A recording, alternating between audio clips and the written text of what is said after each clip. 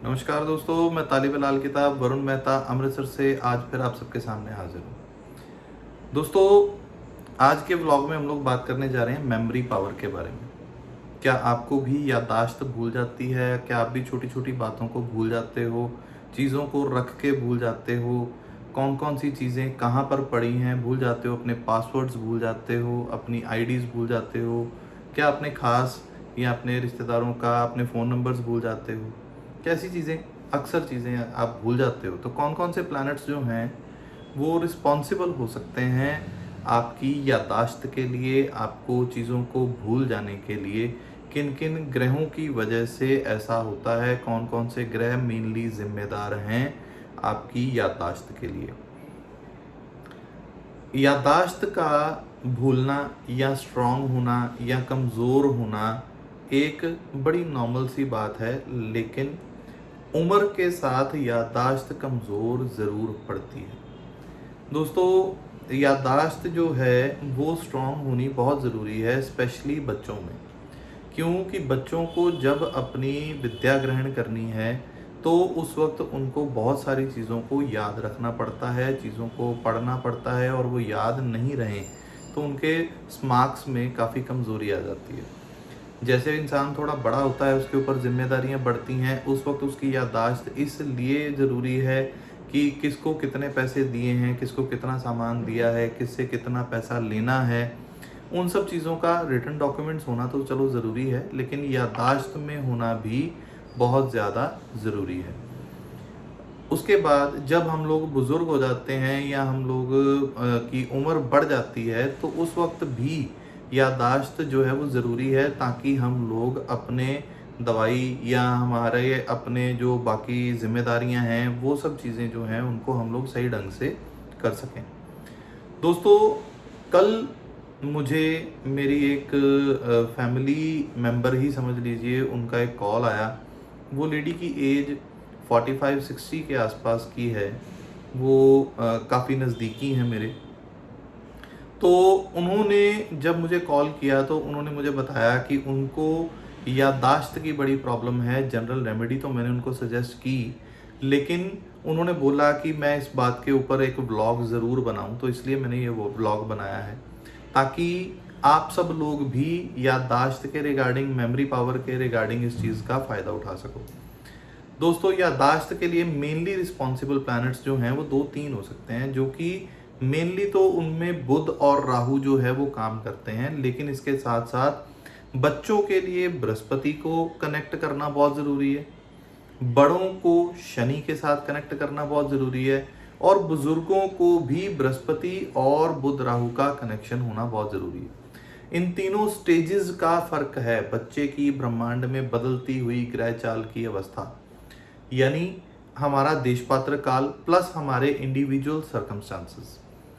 दोस्तों, बच्चों के लिए बुध राहु जो है वो मेनली हमारा दिमाग और याददाश्त। हमारा दिमाग है बुध, और हमारी जो उसमें हरकत करता है, जो बुध के दायरे में जो राहु घूमता है, वो राहु जो है वो हमारी सोच या याददाश्त का मेन कारक प्लैनेट है।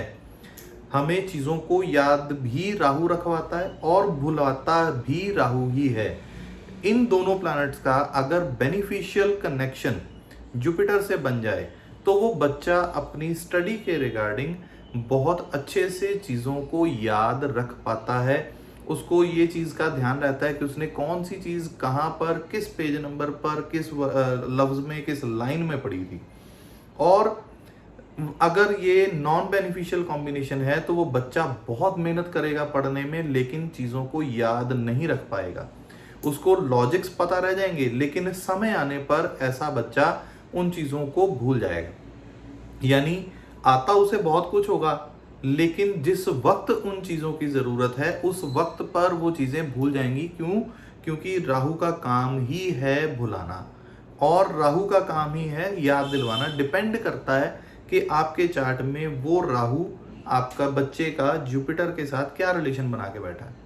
अब दूसरे पॉइंट पे आते हैं शनि, यानी कि जो हम लोग व्यस्त होते हैं, जो बिजनेस में आ गए या जॉब में आ गए, उनके बुध राहु का बेनिफिशियल कनेक्शन शनि के साथ होना चाहिए।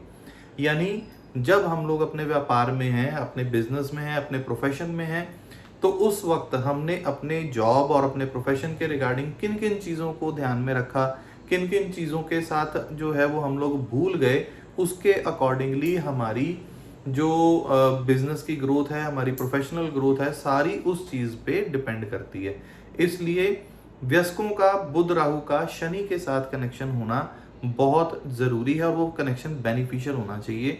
उसके बाद जब हम आ जाते हैं ओल्ड स्टेज पे, जो कि उस लेडी की ओल्ड स्टेज है, वो हमारे बुजुर्गों के टाइप है, मेरी माँ समान है, तो उनके लिए अगर मैं बताऊं तो उनका भी जुपिटर के साथ कनेक्शन होना बहुत ज़रूरी है। प्लस गुरु और बुध का बेनिफिशियल एस्पेक्ट में बैठना बहुत ज़रूरी है। अगर गुरु और बुध उनकी मदद पे आ जाएं, यानी लगन में गुरु है या 5वें बुध है, या 5 लगन में बुध है, 5वें गुरु है, या 9वें में है, या किसी भी तरह से मदद या बुनियाद के कॉन्सेप्ट में गुरु और बुध बैठ जाएं, तो ओल्ड एज में भी गुरु और बुध ऐसे बेनिफिशियल बैठे हुए आपकी याददाश्त को कमज़ोर नहीं पड़ने देंगे। अगर आपको अपनी याददाश्त को स्ट्रॉन्ग करना है तो आपको क्या करना चाहिए कि गुरु बुध और राहु, बच्चों के लिए बता रहा हूँ, बच्चों की याददाश्त को स्ट्रॉन्ग करने के लिए आप अपने बच्चों को दुर्गा पाठ करने की जो है वो सजेशन दें। अगर बच्चा दुर्गा पाठ नहीं कर सकता तो एटलीस्ट जो है वो जो भंगी हो जाते हैं, जो भंगी मिलते हैं, या कोई सफाई कर्मचारी हों, या फिर छोटी छोटी कन्याएं हों, तो आप बच्चों को कहिए कि ब्लू कलर के कपड़े में थोड़ा सा बेसन या बेसन की मिठाई, या फिर जो भंगी को बेसन की मिठाई जो है वो बच्चों से ज़रूर दिलवाएं। जो बच्चे याददाश्त को भूल जाते हैं, भंगी को बेसन की बनी हुई बर्फ़ी या बेसन की मिठाई कोई भी हो, वो बच्चों के हाथों से वो भंगी को दिलवाएं। और जो लोग अपने प्रोफेशन के रिगार्डिंग अपनी याददाश्त को स्ट्रॉन्ग करना चाहते हैं, वो बकरियों को काले चने दे सकते हैं। प्लस वो लोग छोटी छोटी कन्याओं को साबुत बादाम जो है वो अगर डोनेट करना शुरू करें, वेडनेसडे या सैटरडे, बच्चे जो हैं वो थर्सडे दें या वेडनेसडे दें, तो उनकी याददाश्त में मेजर इजाफा होना शुरू हो जाएगा। और जो बुजुर्ग अपनी याददाश्त को स्ट्रॉन्ग करना चाहते हैं, वो भी भंगी को बेसन की मिठाई दे सकते हैं, छोटी छोटी कन्याओं को बेसन की मिठाई दे सकते हैं। तो वो देने से आपको डेफिनेटली फ़ायदा मिलेगा। तो आज के व्लॉग में इतना ही। आई होप कि वो जो लेडी है वो सेटिस्फाई होगी इस वीडियो को सुन के। Thank you very much. आप सबका जुड़ने के लिए बहुत बहुत शुक्रिया।